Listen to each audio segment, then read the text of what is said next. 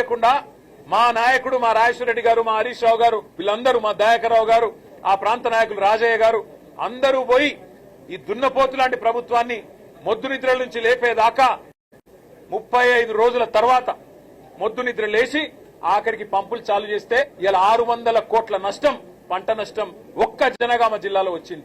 అందుకే అంటున్నాం మేము, ఇది కాలం తెచ్చిన కరువు కాదు, కాంగ్రెస్ ప్రభుత్వం తెచ్చిన కరువు, రేవంత్ రెడ్డి యొక్క తెలివి తక్కువతనం తెచ్చిన కరువు, రేవంత్ రెడ్డికి కేసీఆర్ గారి మీద ఉన్న గుడ్డి ద్వేషం తెచ్చిన కరువు తప్ప ఇంకోటి కానే కాదు. అటు గోదావరిలో ఇటు కృష్ణలో రెండు వైపులా కూడా ఇవాళ రాష్ట్ర వ్యాప్తంగా పంటలు ఎండుతున్నాయంటే ఖచ్చితంగా దానికి కారణం ముందు చూపు లేని ఈ సన్నాసి ప్రభుత్వం, ముందు చూపు లేని మూర్ఖపు ప్రభుత్వం అని చెప్పక తప్పదు.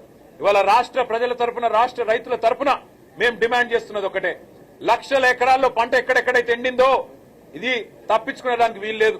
మొన్న హరీష్ రావు గారు వివరంగా చెప్పినారు, ఎండల వల్ల పంట ఎండిందని ముఖ్యమంత్రి అంటాడు, బోర్ల కింద ఎండిపోతే మాకు బాధ్యత లేదని బాధ్యత రాహిత్యంతో ఇరిగేషన్ మంత్రి మాట్లాడతాడు.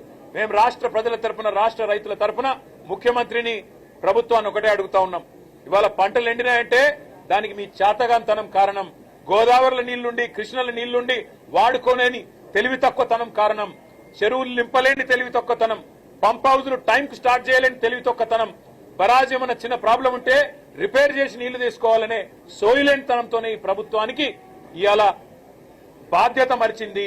అందుకే మేము రాష్ట్ర ప్రజల తరపున అడుగుతా ఉన్నాం, ఎక్కడెక్కడైతే పంట ఎండిపోయిందో ఎకరానికి 25,000 రూపాయల చొప్పున వెంటనే ఈ బడ్జెట్ లో డబ్బులు కేటాయించి నష్టపరిహారం రాష్ట్ర ప్రభుత్వమే చెల్లించాలి. రాష్ట్రంలో లక్షలాది ఎకరాల్లో పంట ఏదైతే ఎండుతుందో దానికి ఖచ్చితంగా ఈ ప్రభుత్వం రైతులకు క్షమాపణ చెప్పాలి. ఇలా భూగర్భ జలాలు అడుగంటున్నాయంటే ఖచ్చితంగా దానికి కారణం ఈ ప్రభుత్వమే. చెరువులు నింపకపోవడం, ఇష్టం వచ్చినట్టు చెక్ డ్యాములు నింపకపోవడం, ఇష్టం వచ్చినట్టు ఇసుక తోడుకోవడానికి, కేవలం ఇసుకతో దోపిడీ కాంగ్రెస్ నాయకుల జేబులు నింపడానికి మీరు చేసిన నిర్వాహకం అనే కారణం ఇవాళ గుర్తుపెట్టుకోవాలని కోరుతూ, రాష్ట్ర రైతాంగానికి కేసీఆర్ గారు ఉన్నారు, బీఆర్ఎస్ ఉన్నది, మేము భరోసాను ఇస్తూనే ఉంటాం, మీ తరఫున కొట్లాడుతూనే ఉంటాం.